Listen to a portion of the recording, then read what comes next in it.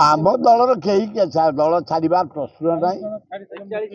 ଏଗୁଡ଼ା ପିମ୍ପୁଡ଼ି ମହୁରାଣୀ କେରାଣ୍ଡି ଭାକୁର ରୋହି ନୁହଁ ଏମାନେ। ଏ କୋଉଠି ମିନ ଏଗୁଡ଼ା ଲୋଟ ପଡ଼ିବେ କେହି ଜଣାପଡ଼ା କଲା। କେବେ ବେକାରିଆ କଥା ହିମାଳୟ ଭଳିଆ ଦଳ କଂଗ୍ରେସ। ଆମ ରାହୁଲ ଗାନ୍ଧୀ ଏଇନା ଇଣ୍ଡିଆ କଣ ପୃଥିବୀରେ ନାଁ କଲେଣି। ଗଳି କନ୍ଦିରେ ତାଙ୍କ ନାଁ ହେଇନା। ନାରୀ ନିର୍ଯାତନା ଉପରେ, ଦରଦାମ ଉପରେ, ଧାନ ବିକ୍ରି ଉପରେ, ବେକାର ସମସ୍ୟା ଉପରେ ଏବଂ ଭକ୍ତ ଦାସ ଆହୁରି ଜୋରେ ନାଁ କଲେଣି। ଓଡ଼ିଶାରେ ଗାଁ ଗାଁ ବୁଲୁଛନ୍ତି, ସହର ସହ ବୁଲୁଛନ୍ତି। ଏଇ ନା ଆମେ 5ଟା ଗାଁରୁ ଆଇଲୁ।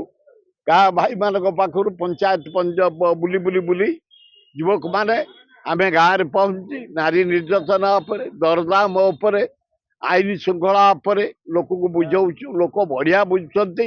କଂଗ୍ରେସ ଏଭ୍ରିଡେ ରାଇଜ କମିଂ ଇଲେକ୍ସନ ହବ। ନରେନ୍ଦ୍ର ମୋଦି ଛାଡି ପଳେଇବ ଦେଶ। ସମୟକୁ ଅପେକ୍ଷା କର। କେହି ଗୋଟେ ମହୁଲାଡି ବି ଯାଉନାହାନ୍ତି, କେରାଣ୍ଡି ମହୁଲାଡି ବି ଯାଉନାହାନ୍ତି। ଯଦି ମଶା ଫସା ଯାଉଥିବେ କାମୁଡିବା ପାଇଁ ମୁଁ କହିପାରିବିନି, କିନ୍ତୁ କଂଗ୍ରେସ ଛାଡିକି ଆଉ ଯିବାର ନାହିଁ।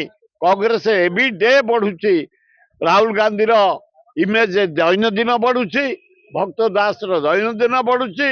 କଂଗ୍ରେସ ଭାଇମାନେ ଏଇନା ବୁଲିକି ଆମେ ଆଇଲୁ 4-5ଟା ଫ୍ଲାଗ ହୋଷ୍ଟିଂ ଅନ୍ୟାନ୍ୟ କାମ କରି ଲୋକ କଂଗ୍ରେସ ପଛରେ ମୁହାଇଲେଣି। ବଢିଆ ହବ। ପଞ୍ଚାୟତ ଇଲେକ୍ସନରେ କଂଗ୍ରେସର ବଢିଆ ହବ। ଚେୟାରମ୍ୟାନ ଭୋଟରେ ଭଲ ହବ, ଜିଲ୍ଲା ପରିଷଦରେ ଭଲ ହବ, ମ୍ୟୁନିସିପାଲିଟି ଭୋଟରେ ଭଲ ହବ, मेयर भोट रे भल हम समय को अपेक्षा करूँ। खूब बढ़िया हम कांग्रेस।